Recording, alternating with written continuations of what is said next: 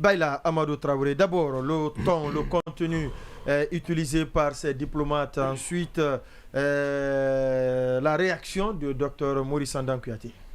Oui, donc c'est un ton et un contenu inapproprié, classiquement pour des diplomates, parce que parce que l'idéal, c'est qu'on respecte nos pays pour reprendre justement d'ailleurs l'expression du président de la transition lors de son discours à l'ONU, pour qu'on comprenne qu'on n'est plus dans l'Afrique de papa.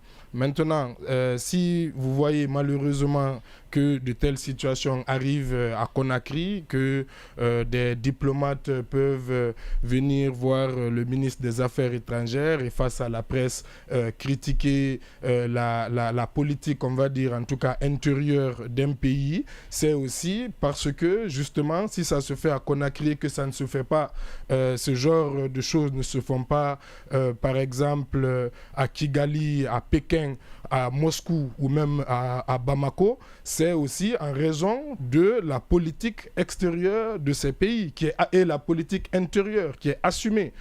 Pour les pays que je viens de parler, c'est assumé, c'est dans leur politique, ils ont expliqué, c'est dans leur loi même. Vous n'entendrez jamais parler de brouillage d'une radio dans ces pays. Lorsqu'ils ont des problèmes, ils ferment la radio, ils invoquent leur loi sur la sécurité nationale. Maintenant, si justement ici on est face à une politique non assumée, où on voit justement on recourt à des pratiques, on va dire pratiques non assumées, obscures, comme par exemple le brouillage ou la restriction avec des termes bateaux, avec une évolution même dans la communication, parce que lorsque le ministre des Affaires étrangères invoque la sécurité nationale par rapport à la restriction des réseaux sociaux, il faut rappeler d'abord qu'il y a une évolution déjà de la communication gouvernementale. Parce que moi, je me rappelle de cette conférence de presse du porte-parole du gouvernement au début, qui a invoqué les pannes et qui a dit, je me rappelle même de son expression, qui a dit qu'ils ne vont pas le répéter à chaque fois. Ils ont déjà dit qu'on a un seul câble sous-marin. Donc, on était plutôt en train de parler on était plutôt en train de parler de panne. Maintenant, si aussi, donc, ça c'est la première... C'est une décision non assumée. Oui, non assumée, une politique non assumée. Et donc, forcément, ça donne l'occasion à des diplomates de venir vous mettre face à, en tout cas, vos discours, puisque derrière, il n'y a pas de... voilà. Et aussi... Les dires et les faits ne concordent pas. Et aussi, il y a aussi, bien entendu, ça c'est le premier aspect, et le deuxième aspect, c'est aussi, comme on appelle la politique. Si vous demandez, vous vous tournez vers une communauté internationale pour vous demander qu'il finance, par exemple, votre crise, qu'il finance les élections. Je parlais plutôt des élections, qu'il finance les élections, et que vous paraissez, on va dire, comme étant le bon élève parmi les transitions qui n'est ni anti ni pro, forcément ça aussi ça engendre d'un coup une dépendance. La réaction est limitée, vous ne pouvez pas aller trop loin, ce qui fait aujourd'hui que malheureusement c'est du coup cette politique non assumée de la Guinée vis-à-vis de sa population et vis-à-vis de ses partenaires qui donne l'occasion effectivement à des chancelleries de venir en pleine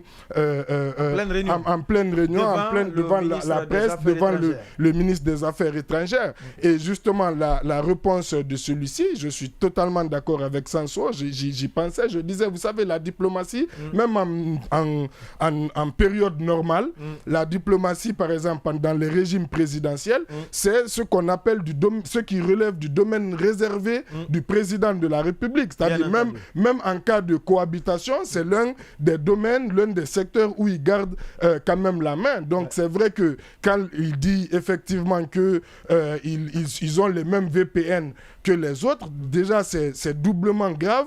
C'est d'abord si ces VPN-là, c'est des VPN gratuit. Ça met, vous imaginez les conséquences quand même d'un point de vue sécurité des données si notre administration utilise des VPN gratuits. Et si c'est des VPN payants où il y a peut-être un peu plus de sécurité, ça aussi c'est des déperditions inutiles de nos biens publics qui se passent, parce que ça va être en plus une conséquence financière de plus sur les restrictions qui sont déjà en cours. Maintenant, justement, ces restrictions-là, moi, je ne suis pas d'accord. Il faut justement pas il faut pas célébrer ces prises de position comme des victoires, parce qu'elles ne serviront à rien, parce que même la communauté internationale, il y a beaucoup d'hypocrisie dans la façon comment elle gère les relations avec les pays, et ce qui compte, c'est à géométrie variable. Ce qui compte, c'est d'abord les intérêts économiques de ces pays, et surtout les intérêts économiques. Maintenant, sur le plan interne, c'est soit effectivement le rapport de force ou le dialogue. Et moi, je ne suis pas d'accord de dire que la société civile est bras croisés face à cette situation. Au contraire, quand on voit la façon, par exemple, comment le syndicat, le SPPG, par exemple, mène son combat. Des autres structures. Justement, j'en viens. Mène son combat, et j'ai vu récemment, par exemple, que la centrale, la CNTG, la plus grande centrale du pays, a apporté son soutien à ce SPPG. Ensuite,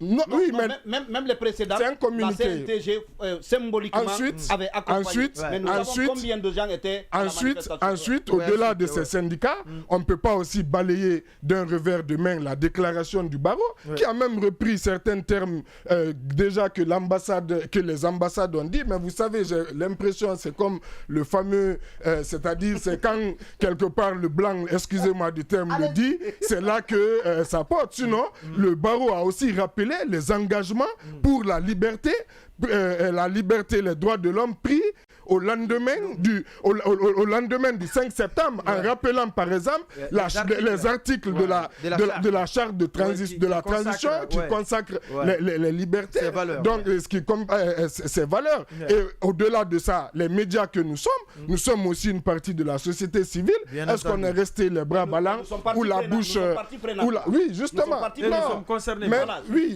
nous faisons partie. Il va terminer.